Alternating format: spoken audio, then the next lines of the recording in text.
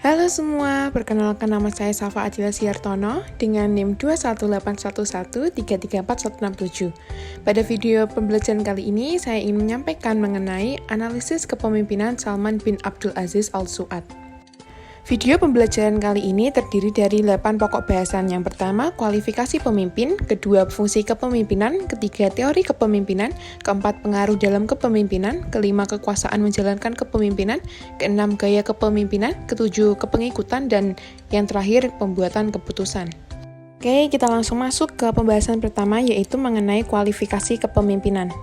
Sistem pemerintahan yang ada di Arab Saudi saat ini adalah sistem pemerintahan absolut yang bersifat oligarki dan sangat berpusat. Dalam hal ini, pihak yang dimaksud untuk menjalankan sistem absolut oligarki adalah pihak-pihak dari kerajaan Arab Saudi.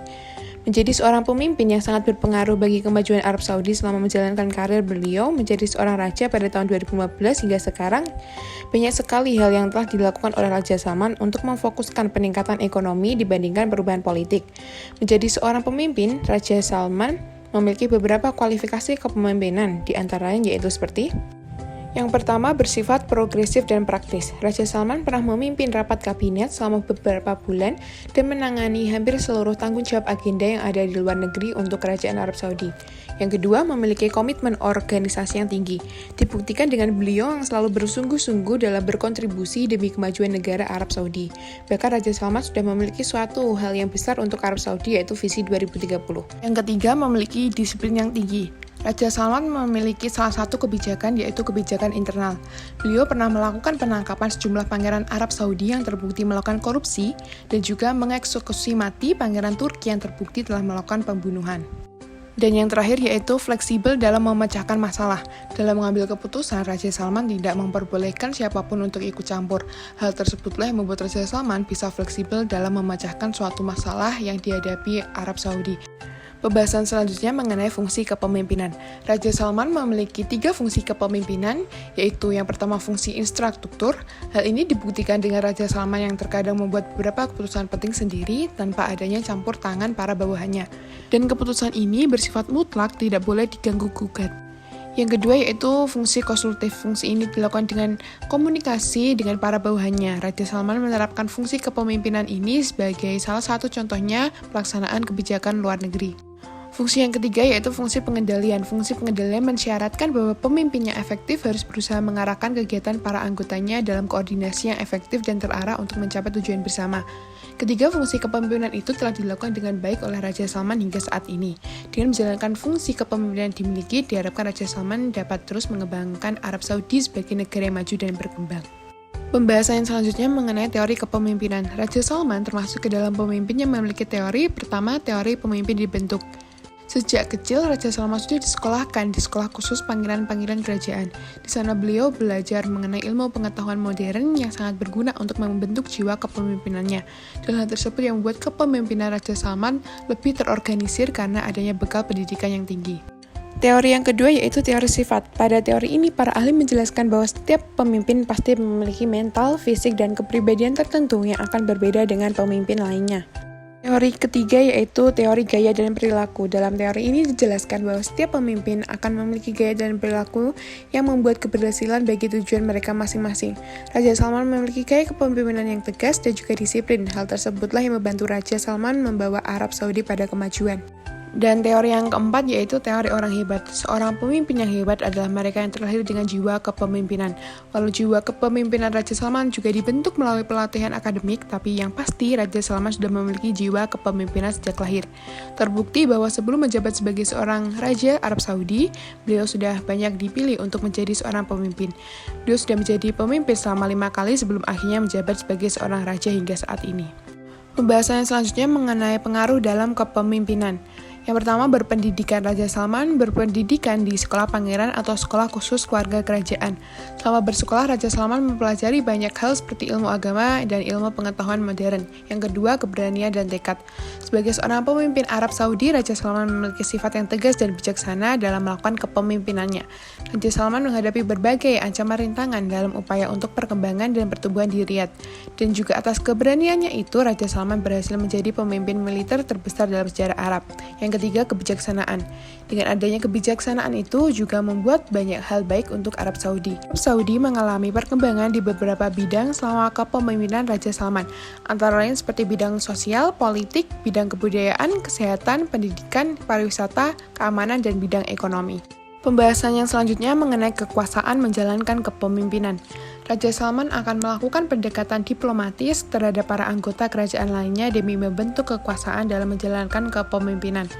Raja di sini sebagai sumber otoritas bagi semua badan politik dan bahkan peradilan di Arab Saudi. Di negara Arab Saudi dibentuk sebuah sistem pemerintahan yang dianut oleh para rakyatnya, yaitu sistem pemerintahan monarki mutlak yang bersifat oligarki dan sangat terpusat kepada pemimpinnya, dan juga hanya dikuasai oleh beberapa pihak penguasa saja.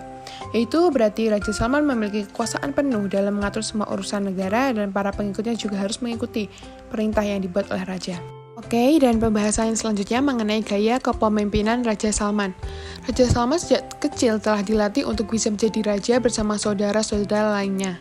Beliau mulai pendidikan sekolah khusus kerajaan. Hal tersebut membuat gaya kepemimpinan Raja Salman menjadi lebih terorganisir.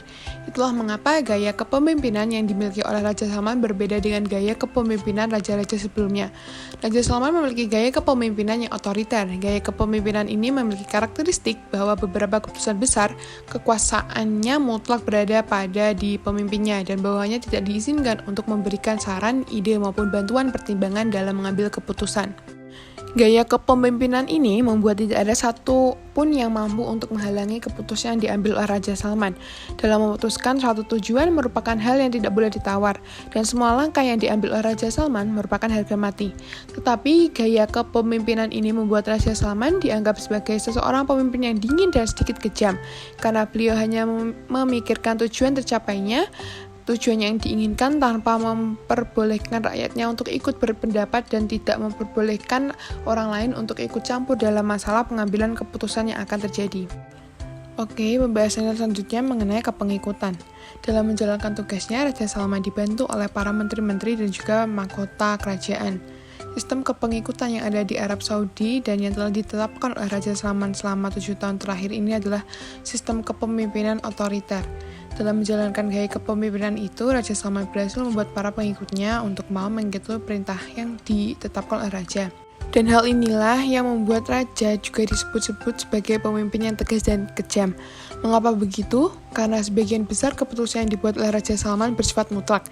Artinya keputusan itu tidak boleh asal dirubah dan dalam pembuatan keputusan juga tidak diperbolehkan adanya campur tangan dari pihak manapun. Dalam hal hukum juga, Raja Salman memberikan hukuman yang adil bagi para pelaku kejahatan tanpa membedakan latar belakang mereka, yaitu baik dari keluarga kerajaan, pekerja yang ada di kerajaan, dan para warga Arab Saudi.